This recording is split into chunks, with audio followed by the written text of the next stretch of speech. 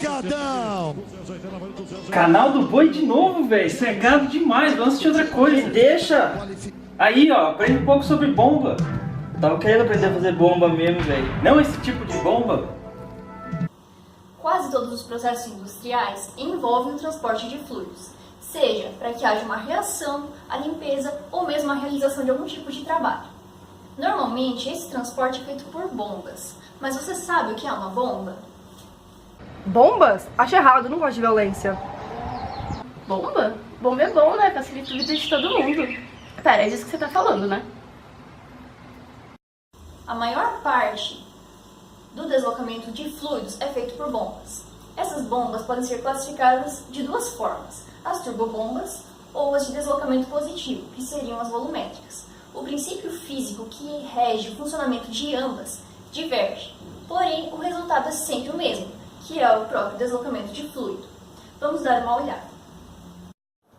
Agora, para entender melhor as bombas, nós vamos até a Corepal, a casa das bombas, para falar com um técnico que vai nos explicar melhor como é o funcionamento dessas.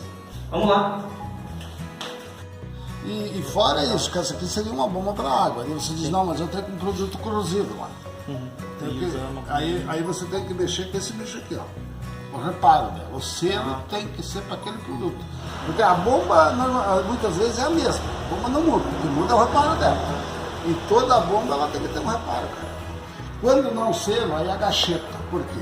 A gacheta é um cordãozinho que tu vai lá pôr, que é para ele vedar para não vazar. Porque se ela vazou, ela puxa ar e não funciona. Depois, além dessas bombas, aí vem aquelas bombas submersas, ó. Nessas aqui, ó. Mas também elas trabalham elas têm o mesmo processo. Mesma coisa, só que E daí lá tem, porque daí tem situações, cara. Por exemplo, água, a gente fala água servida, suja, porque essas bombas elas têm que trabalhar com uma válvula para segurar. Tem que ter uma válvula. Toda bomba assim, ela precisa de uma válvula.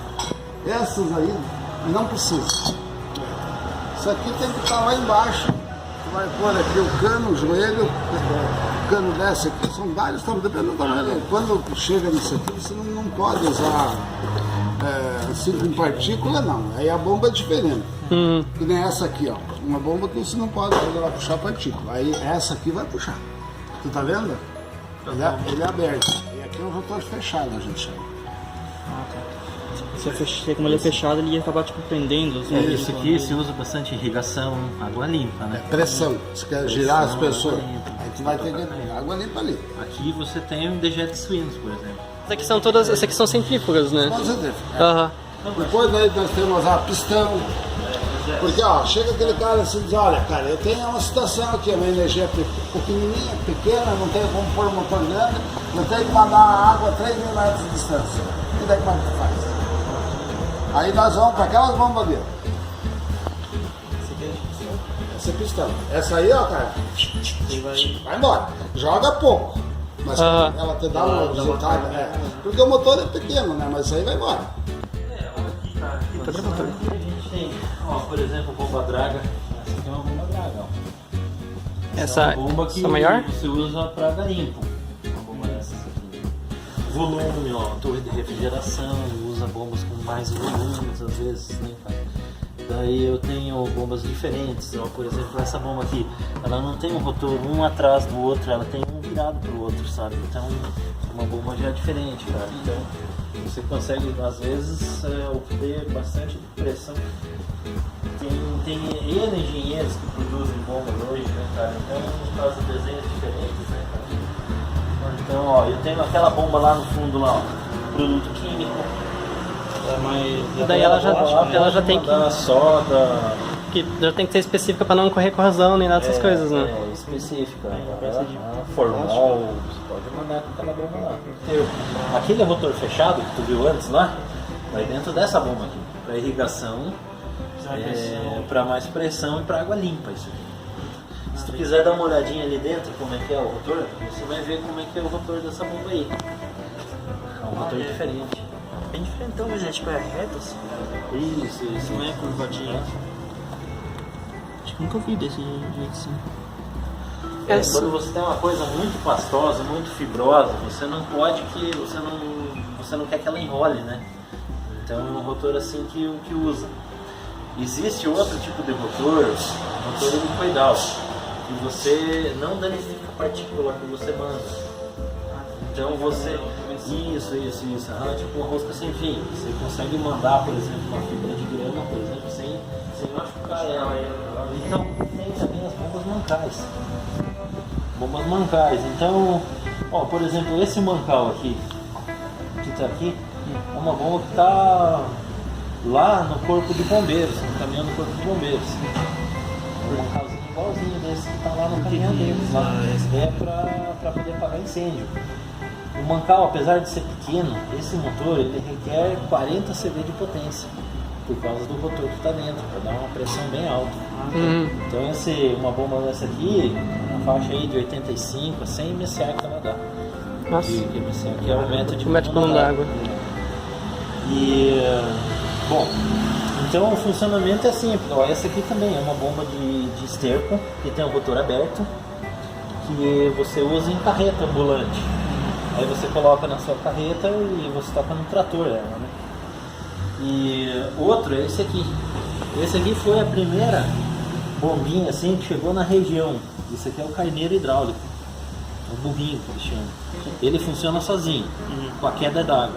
Ah, dentro dessa câmera? Isso, dentro dessa câmera aqui. Então esse aqui não tem motor, não tem nada.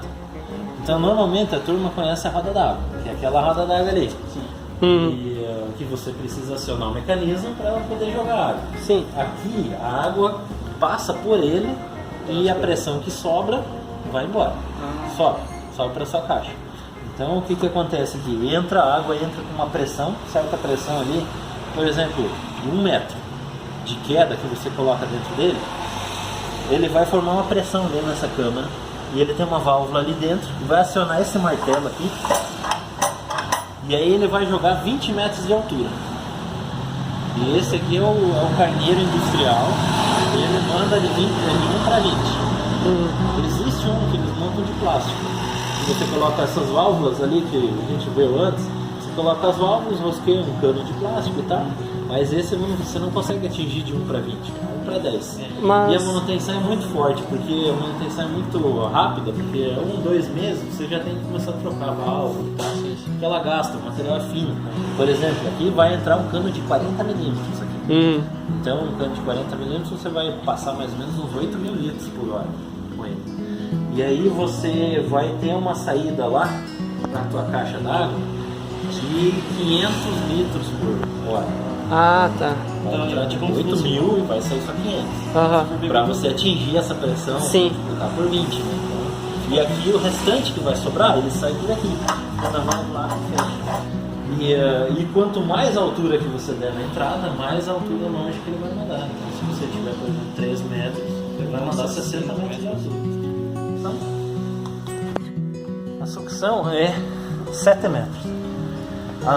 Na praia chega a 8 metros por causa da altura do nível do mar, né? Aqui a gente aplica a lei da gravidade, então todas as bombas sugam até 7 metros. Então aqui a sucção, que normalmente sempre é maior do que a saída, para você ter um abastecimento maior do que a saída, e aqui a saída. Que nem aqui a gente tem exemplo de 1,5 polegadas na entrada e 1 polegada na saída. Só que na realidade, o certo, você entrando com 1,5 polegada aqui, você pode aumentar a eficiência da bomba, fazendo com que ela jogue a tabela total dela, fazendo com que a tubulação seja a entrada e a saída igual. Então você vai ter um rendimento maior dela. Sim. Então, por exemplo, a bomba de pistão de alta pressão é essa aqui, por exemplo, é uma bombinha chinesa, né? É barata e simples, são 3 pistões aqui e tal. É o que gira bastante hoje, né?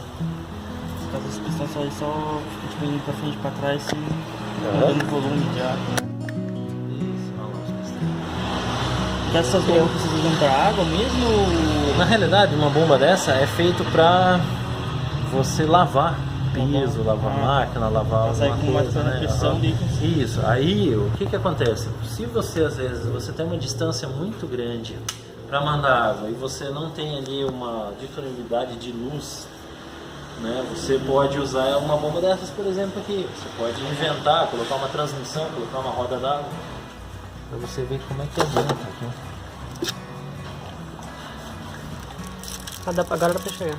Isso é engrenagem, são duas engrenagens e elas movem o líquido por fora delas, né? Aham. Tipo, o motor Tipo, vem aqui, Isso, fica girando. ela vai girar ali. Ele gira uma da engrenagem e a outra vai empurrando junto. Isso, vai empurrando junto. Na realidade é assim, cara, ela vai, com o tempo, ela vai dar vazamento.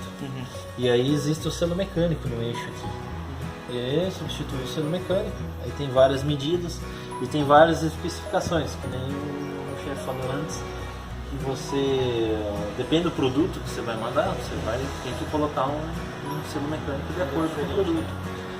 Por exemplo, o selo para água, carvão normal, simples, Buna. Aí a gente vai passando para soda, tem que ser PDM. Aí se você passar para um outro produto mais agressivo, parede, tem que ser carboidrato de silício. Às vezes tem cimento que você tem que mandar, você tem que usar um selo de tungstênio. Então vai levantando os materiais, vai levantando os valores, né? Por exemplo, essa aqui tem correia na transmissão, é uma bomba mais simples, é uma bomba mais barata. Aqui ela tem engrenagem na transmissão. Aqui você tem perca de força, você tem perda de força por causa das correias. Então tudo influencia. Ali você não tem perda de força. Então você tem transmissão com a engrenagem e não perde. Tipo, imagina a força que dá no trator, você vai ter na sua bomba. E aí o que acontece? Muitas vezes vem um pedido pra gente de solicitação de orçamento e não consta. Aí você não consegue encaixar essa bomba de 1/4 de CV na solicitação que ele pede. Mas o funcionamento seria dela lá por 10 MCA. Sim. Só que o cara pede entre 5 e 16 com 1/4 de CV, só que 16 não vai. Então não tem como você fazer uma venda que não tem. Mas aí o que a gente pede? O cliente sempre passar pra gente a altura e distância. E aí a gente consegue calcular certinho. Isso, faz o cálculo mais certo. Então por isso que muitas vezes o cara que estuda em cima de uma marca só, hoje em dia já existe um monte de marcas que você tenha bastante rentabilidade já, o motor pode economizar bastante, né, luz e tal. Aí na próxima bomba, é 1/3 de CV, ó, a CV aqui ela já começa com 7 metros de altura. Por que não começa com na frente aqui com 5? Porque aqui ela vai ter cavitação aqui, essa bomba.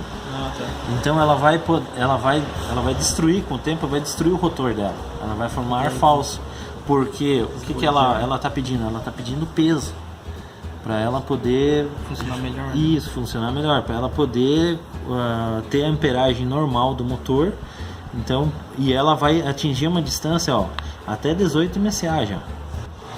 Essa bomba, por exemplo, está instalada numa pedreira e ela manda pó de pedra. Então, cada 2 meses fica assim. Essa aqui, cara, está instalada lá na Fertiflora. Ela manda água com soda quente. Então, isso aqui, cada 2, 3 meses também ela fica assim, cara. Meu Deus. É um rotor parecido com esse, né? Só que, lógico, uma bomba menor, de 5 CV. E ele tem esse desgaste aí. E nesses lugares seria certo colocar uma bomba específica. Só que esse tipo de bomba aqui é mais barato. Então às vezes os caras compram e ficam se trocando. Mas quanto que é o custo para fazer a reposição dessa peça, mais ou menos? Uma peça dessas na faixa de 500, 600 reais por aí. Será que não compensa, tipo, a longo prazo, botar uma... Isso. Só que... né, porque às vezes o cara acha que não compensa. Você gastar lá numa bomba de inox 10 mil reais, por exemplo, né? Se tem uma bombinha desse tamanho aqui, você gasta 600 a cada 3 meses. Né? Isso.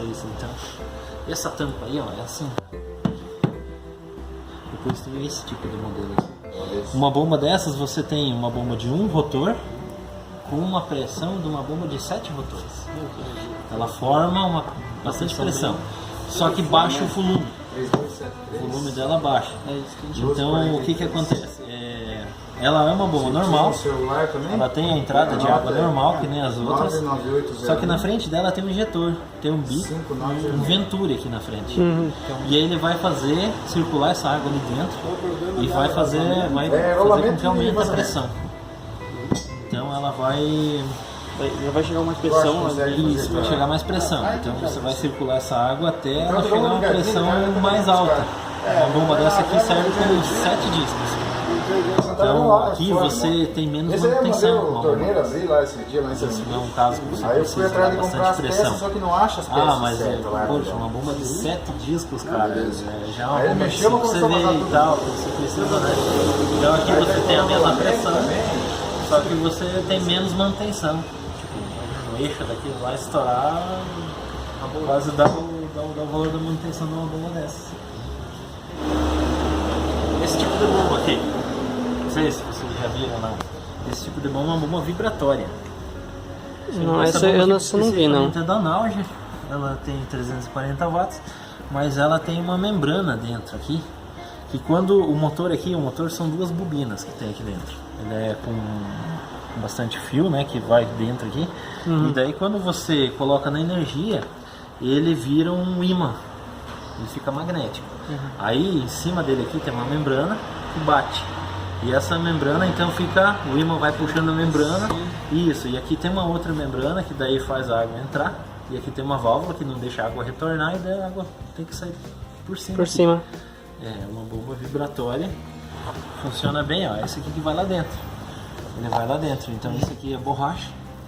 Então essa, como ele aqui com a mão a gente quase não consegue fazer o movimento, né, mas a hora que ele fica imantado ali, ele puxa, você não consegue, tipo, você coloca um martelo em cima aqui, você liga na luz, você não consegue tirar o martelo, que tipo, fica bem Isso aqui, o ímã que faz movimento. Isso, o ímã que faz o movimento. Então o que acontece ali? Como a nossa luz é calculada também em Hertz, então para igual 50 e é 60. Então ele vai bater conforme a oscilação dos Hertz. Quando se trata de indústria, precisam ser feitas algumas especificações, como a vazão que vai ser operada, a carga que tem que ser vencida, a tubulação que vai me gerar uma menor perda de carga, bem como o fluido que vai ser transportado. Nesse sentido, existem bombas específicas para cada uma dessas situações. Na indústria, quando se trabalha com água, normalmente se utilizam turbobombas. Uma característica das turbobombas é a presença do rotor, que seria um órgão rotativo, que tem pás, que transfere trabalho ao fluido, transformando em energia cinética. É muito comum no mercado se encontrar as turbobombas que operem em altas rotações ou altas vazões. Ao custo de você operar em altas vazões, você consegue vencer cargas inferiores. Caso você tenha cargas superiores e aplique uma turbobomba, ocorre um sério risco de que ela falhe no seu processo. Caso você tenha o trabalho com fluidos muito viscosos, como óleos, você encontra outra limitação, porque não é apropriado o uso das turbobombas. E no caso em que se deseja transportar óleos, como se faz isso? Bom, os fluidos mais viscosos que a gente trabalha aqui na indústria são óleos lubrificantes. Para fazer o transporte deles, a gente normalmente utiliza as bombas rotativas, que elas trabalham com cargas maiores. As bombas de deslocamento positivo também são conhecidas como bombas volumétricas. Elas possuem câmeras. Pode ser uma ou mais, que vão receber o fluido e vão eliminar esse fluido de uma forma pulsativa ou contínua. Para que essa bomba opere, você terá altas cargas operando em vazão e pressão constantes. O movimento é dado de uma forma alternativa, quando você tem um pistão dentro dessa câmera, com movimento de ir e vir. Já da forma rotativa, existe um eixo que vai movimentar o pistão, rotacionando e então expulsando esse fluido.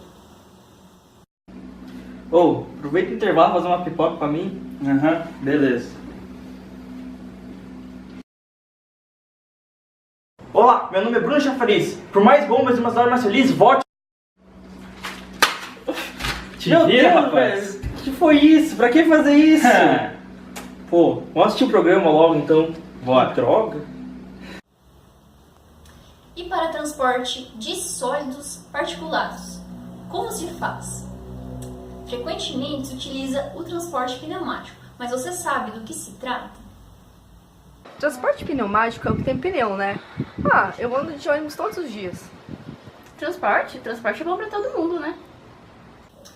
O transporte pneumático é baseado no deslocamento de sólidos através de um fluxo de gás, através de uma tubulação, que é vedada do meio.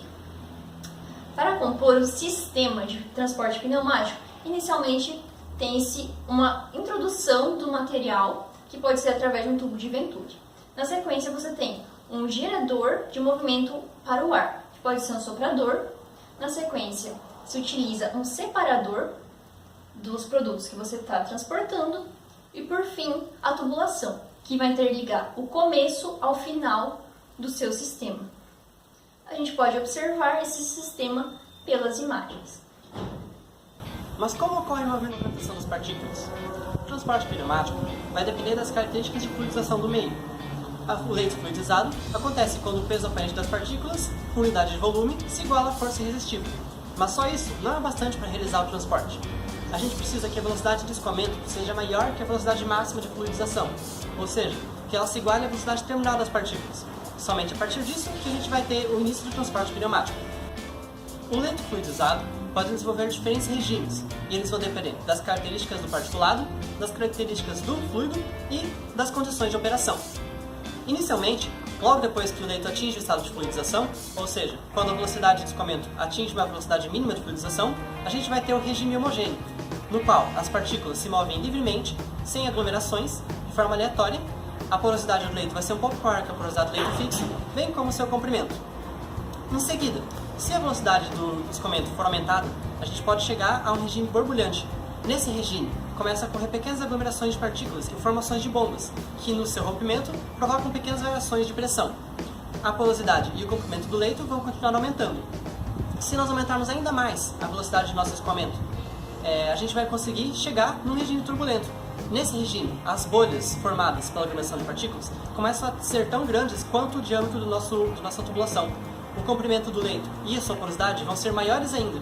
E se a gente aumentar a vazão e a nossa velocidade de escoamento muito mais, nós vamos finalmente atingir o transporte pneumático, no qual as partículas são finalmente arrastadas. Um correspondente nosso fez uma visita a uma indústria da região para verificar como que é feita a aplicação do transporte pneumático. Lá eu pude visualizar o transporte pneumático em duas aplicações principais: o transporte pneumático em fase diluída e o transporte pneumático em fase densa. O transporte pneumático em fase diluída, a vazão de gás é bem alta se comparado com a vazão de sólidos. Ou seja, você vai ter um sistema com baixas cargas e altas velocidades. Nesse sistema, o sólido vai estar bem suspenso dentro do fluido. Ou seja, você vai ter pouca interação entre partículas e vai ter uma baixa queda de pressão. Já no transporte com fase densa, você vai ter uma vazão de gás não tão alta em comparação com a vazão de sólidos. Ou seja, você vai ter uma carga maior e uma velocidade menor. Nesse caso, também, a sua fase sólida não vai estar completamente suspensa no fluido. Ou seja, as partículas vão interagir muito entre si, provocando maior queda de pressão. Confira aí. O transporte pneumático, que envolve o uso do ar para deslocar materiais particulados através de tubulações, é uma importante operação em diversos processos industriais e químicos, e reside em princípios que vão além de somente transporte. Esse processo é encontrado em sistemas de conversão de energia de carvão, craqueamento catalítico, secagem e transporte de sólidos finos e granulados. O sistema pneumático consiste usualmente de um soprador, responsável pelo fluxo de ar, de um dosador de sólidos, comumente um tubo de Venturi, ou mesmo válvulas rotativas. E também é necessário um ciclone ou uma bateria de ciclones ao fim da tubulação para recuperar os sólidos do fluxo de gás. O transporte pneumático convencional é frequentemente operado em fase diluída, na qual as partículas permanecem suspensas numa região de alta velocidade de ar, normalmente maiores que 20 metros por segundo, e com baixas concentrações de sólidos, menos que 1% em volume, promovendo assim baixas quedas de pressão na linha de transporte, afinal, as interações na suspensão são mínimas. Numa indústria de alimentos da região, podemos visualizar um sistema de transporte pneumático em fase diluída na prática. Aqui, a fécula de mandioca é transportada da saída de um sistema de secagem até o silo da indústria, alimentada por um soprador e separada ao fim da linha de transporte por uma bateria de 8 ciclones. A tubulação sofre uma redução no seu diâmetro, próximo aos ciclones, para aumentar assim a velocidade do ar e otimizar a separação. O sistema opera em fase diluída por necessitar de uma alta vazão de transporte. Essa operação vem das próprias necessidades de transporte da fábrica, como também da otimização do processo de secagem. O sistema, neste caso, tem a função de transportar a fécula até o silo e reduzir ainda mais a umidade após a passagem no trocador de calor. O transporte pneumático em fase densa possui baixas concentrações de gás, de forma que a concentração de sólido represente mais de 30% no volume do sistema. Neste caso, as partículas não estão completamente suspensas, provocando várias colisões durante o transporte e, como consequência, altas quedas de pressão. Esse tipo de transporte é muito comum quando se deseja transportar materiais abrasivos. Areia e argamassas na construção civil são os exemplos mais marcantes. Mas esse processo também é comum na indústria de alimentos. Quando não se necessita de uma vazão muito alta de gás, pode-se utilizar o transporte pneumático em fase densa e economizar com a energia necessária para o transporte. Em outras indústrias da região, podemos observar o transporte em fase densa. Aqui, os sólidos não precisam de nenhum cuidado especial com a secagem, e o sistema deve ter seus custos minimizados. Por isso, a velocidade de gás imprimida ao sistema pode ser baixa.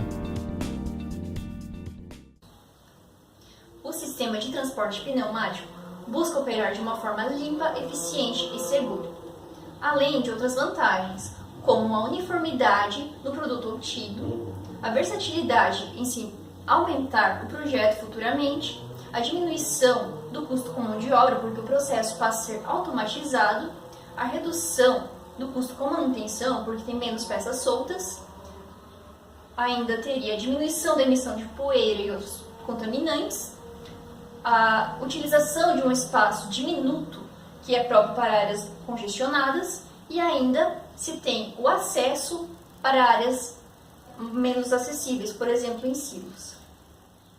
Pô, mano, não tô gostando desse programa aí não, troca de canal logo. Vamos mudar então. Transporte pneumático.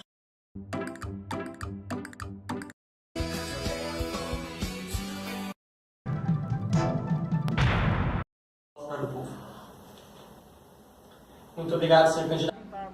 Ô, peraí, deixa eu ir. Eu acho que conheço esse cara aí, velho. Nossa discussão essa noite tem sido muito boa, mas para encerrar o nosso debate, gostaria de fazer mais uma pergunta a cada um dos candidatos. Vamos começar pelo senhor Dr. Chafariz. O senhor fala tanto do uso de bombas na sua campanha, mas onde realmente essas bombas vão ser observadas pela população? Bom, como todos têm visto durante a minha campanha, meu principal objetivo é promover o transporte de água a todos os lugares possíveis. Utilizar bombas para transportar água até a indústria, para promover o crescimento industrial. Utilizar bombas para o transporte até o campo, onde ele será utilizado para irrigação e para saciar a sede dos animais. E transportar água até a sua casa, para seu consumo e sua melhora de vida. E é com isso que eu encarecidamente peço seu voto. Muito obrigado pela sua resposta, senhor candidato. Agora, senhor graneleiro, eu gostaria de fazer uma pergunta semelhante. Em que lugares a população vai poder observar as aplicações do transporte pneumático? Bom, durante toda a minha campanha, defendi o transporte pneumático porque não é só de água que se vive o homem. Precisamos fazer o transporte de grãos, precisamos fazer o transporte de minérios, precisamos fazer o transporte de medicamentos. E em todas essas áreas da indústria, do campo, vamos poder ver o transporte pneumático sendo aplicado em prática por uma sociedade mais completa. Por isso, eu peço o seu voto. Muito obrigado. Muito obrigado pela resposta, senhor candidato. E com isso, nós encerramos o debate dessa noite. Espero que os nossos telespectadores tenham conseguido observar as propostas de cada um dos candidatos. Boa noite. Pô, que programa da hora. Mas então, você conhecia o cara? Pô, pior que conhecia. Era eu!